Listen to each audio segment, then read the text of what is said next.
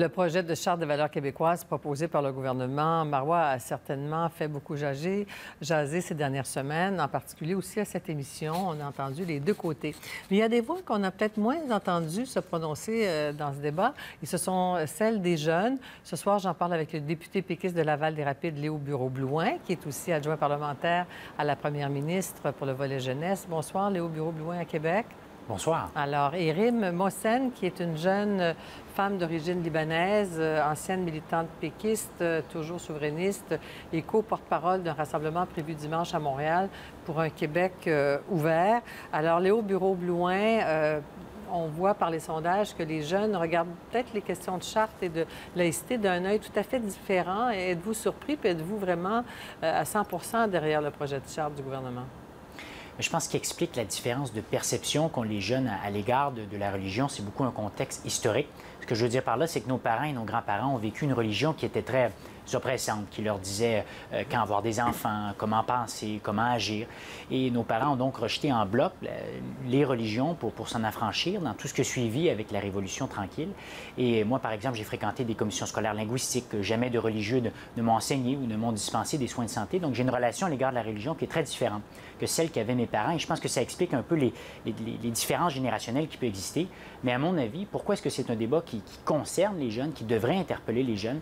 C'est qu'avec notamment les politiques d'immigration du Québec, sur les 50 000 immigrants qu'on accueille chaque année, environ 20 000 d'entre eux sont des jeunes, et pas tous, mais certains amènent avec eux des convictions religieuses importantes. Donc, si nos parents ont eu un débat entre athées agnostiques versus catholiques, je pense qu'on a la chance, en tant que jeunes, de redéfinir un modèle de laïcité québécoise entre athées agnostiques, musulmans, sikhs, catholiques, tous ensemble. Et c'est pour ça que je pense que ce n'est pas un débat des générations précédentes, mais un débat qui nous interpelle en tant que jeunes et sur lequel on devrait contribuer. Parce que pour le gouvernement, Mme Mohsen, évidemment, ce projet-là se veut inclusif.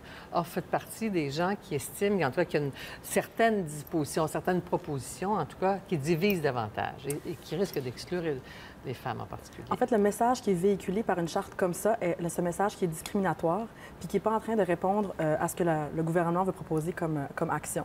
Donc, en ce moment, nous, on dit que l'État est un État laïque, l'État québécois est laïque, et que nous, on prend le message où est-ce que l'État peut être laïque en même temps que ses individus soient libres. Donc, le choix de laïcité ou de religieux des personnes ne devrait pas influencer comment l'État agit. Donc, nous, on prône pour que les signes religieux, en fait, c'est la proposition numéro 3 du Parti québécois de la charte qu'on rejette. Donc, c'est le port des signes religieux, l'interdiction du port des signes religieux dans la fonction publique. Comme elle est présentée en ce moment, la charte, la proposition numéro 3, c'est quelque chose qu'on rejette. Tout ce qui est au niveau des signes religieux est discriminatoire, puis c'est là-dessus qu'on on va marcher dimanche à 1h. Êtes-vous sensible à ça, Léo Bureau-Blouin, quand vous entendez, parce que le gouvernement dit vouloir entendre, écouter, consulter, à savoir qu'on dit souvent ça, que chez les jeunes, il y a une telle cohabitation qu'on se dit rassuré par la présence de l'autre, par la diversité des autres? Vous l'avez mentionné, je pense que c'est un débat qui est important pour les jeunes, notamment du fait que plusieurs portent des signes religieux. Moi, j'ai la conviction que pour assurer le respect de toutes les religions, la meilleure façon, c'est que l'État n'en affiche pas. Et je pense que ses représentants directs, qui sont ses employés, ses enseignants, devraient incarner cette neutralité religieuse à travers leur code vestimentaire, au même titre qu'on a exigé, par exemple, une certaine neutralité au niveau des opinions politiques. Mais je pense que le plus important, et je l'ai évoqué tantôt, c'est que ce débat puisse se faire et que les jeunes ne soient pas oubliés dans ce débat qui va les interpeller et qu'on puisse définir notre modèle de laïcité parce que l'intervenante, le présidente l'a bien évoqué, le volet sur les signes religieux visibles, c'est un des aspects de la Charte des valeurs québécoises où l'un d'entre eux parle, par exemple, d'inscrire l'égalité entre les hommes et les femmes comme une valeur prépondérante dans la Charte québécoise des droits et libertés. On aborde également la question que fait largement discuter, qui est celle des accommodements raisonnables. Donc, la question des signes religieux est un des modèles. Il y a plusieurs modèles de laïcité et je pense qu'on n'est pas les seuls dans le monde. Moi, quelque chose qui m'a particulièrement heurté, c'est quand on oppose un peu ceux qui seraient ouverts à d'autres qui sont fermés. Moi, je pense qu'au contraire, qu'on ait ce débat-là, ce n'est pas du tout dans une volonté de fermeture, mais c'est au contraire pour s'assurer que tous ceux qui arrivent au Québec chaque année se reconnaissent dans l'État, se reconnaissent dans leurs institutions. Moi, j'ai la conviction que la meilleure façon de le faire, c'est avec la neutralité, mais je pense qu'il faut qu'il y ait place au débat. Parce que pour ceux qui s'opposent à la Charte telle que rédigée, effectivement, le gouvernement semble proposer une laïcité fermée. Mais le gouvernement n'aime pas cette expression-là. Et vous, pour vous, vous dites pratiquer une laïcité ouverte. Qu'est-ce que vous seriez prête à accepter dans une proposition? En fait, nous, il y a 3 trucs sur les signes religieux qu'on propose. C'est Sous 3 principes clés. Donc, si le signe religieux n'est pas en train de mettre en danger la personne, les collègues ou les personnes à qui elle rend le service. Si le signe religieux n'est pas en train de brimer, de changer le comportement d'autrui. Donc, on ne demande pas un changement de comportement de la personne à qui on donne le service ou de ses collègues. Et troisièmement, si la personne qui porte le signe religieux n'est pas dans une position d'impartialité ou avec une position d'autorité comme un juge et mais même les policiers. enseignants, parce que même Les enseignants, c'est pas de l'autorité, c'est pas une... On leur demande d'avoir une apparence de neutralité. Ils vont donner un même service, ils vont donner la même éducation qu'une personne qui ne va pas le porter, le signe religieux. Donc, on est en train de demander une apparence de neutralité qui, elle, est discriminatoire en soi, parce que c'est pas vrai qu'on traite les gens pareil. Les gens sont pas... On n'est pas en train de traiter les gens de façon égale. Une personne qui porte pas de signe ostentatoire peut pratiquer sa religion ou pas, ou sa laïcité, si on veut être athée, à 100 %.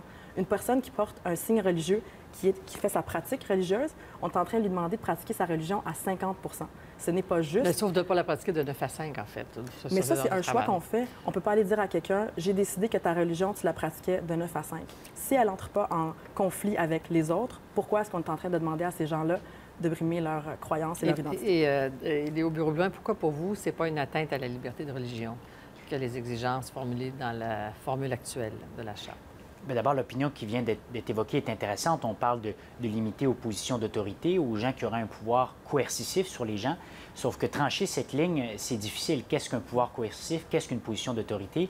Je vais te donner un exemple. Par exemple, dans un bureau d'aide sociale, par exemple, lorsque un prestataire se présente pour recevoir ou non son chèque, il y a quand même un grand pouvoir que va exercer le fonctionnaire sur cette personne. Donc, le fait de porter ou non des signes religieux, je pense que c'est important dans ce contexte-là, puisque tracer la ligne sur qu'est-ce qu'une position d'autorité, c'est difficile. Le choix qui est proposé à l'heure actuelle par le gouvernement, c'est de l'étendre à tout le monde pour ne pas créer justement 2 catégories d'employés de l'État. Et à mon avis, ce n'est pas une atteinte à la liberté de religion, parce que ce qu'on dit aux gens, c'est que la religion, c'est quelque chose de personnel qu'on ne doit pas afficher. Pour ceux qui font le choix de travailler pour l'État québécois, on n'applique pas ça à l'ensemble de la population québécoise. Et moi, j'ai la conviction que la religion, c'est quelque chose qui est pour nous, qu'on peut pratiquer dans la rue, à la maison, tout ça. Mais lorsqu'on travaille pour l'État, on doit avoir un devoir de réserve, au même titre que lorsqu'on travaille pour le gouvernement, on ne peut afficher, par exemple, ses convictions pour les libéraux ou le Parti québécois. Réponse, Mme Mossel, c'est à l'État d'assumer donc les choix individuels. Bien, c'est de ne pas connaître les gens qui font ces choix-là. Donc, quand on dit à une personne, vous pouvez pratiquer votre religion de 9 à 5, c'est de ne pas connaître le voile d'abord et les gens qui utilisent, qui ne font pas la différence entre un signe religieux et une pratique de sa religion. Est-ce que pour vous, le voile, c'est un signe de soumission? Absolument. Ça peut l'être pour des personnes comme ça ne l'est pas. Moi, je suis en train de porter un jugement en regardant quelqu'un puis en lui disant, le choix que tu as fait est ta croyance, je vais généraliser puis je vais te dire, c'est être soumis. Qu'est-ce que je fais des gens qui ne le sont pas? Donc, est-ce qu'il y a place au compromis en 10 secondes, Léo Bureau-Blouin? Est-ce que le gouvernement va arriver avec sa proposition? Peut-être plusieurs appels à la scission, mais là, c'est terminé. Là. 5 secondes pour dire est-ce qu'il y a de la place au compromis? 5 secondes. La plus grande preuve d'ouverture, c'est que ce n'est pas un projet de loi qui a été déposé, c'est un document d'orientation. Il y aura consultation, puis je pense que c'est important qu'on en débatte collectivement. Merci à tous les deux. Au plaisir.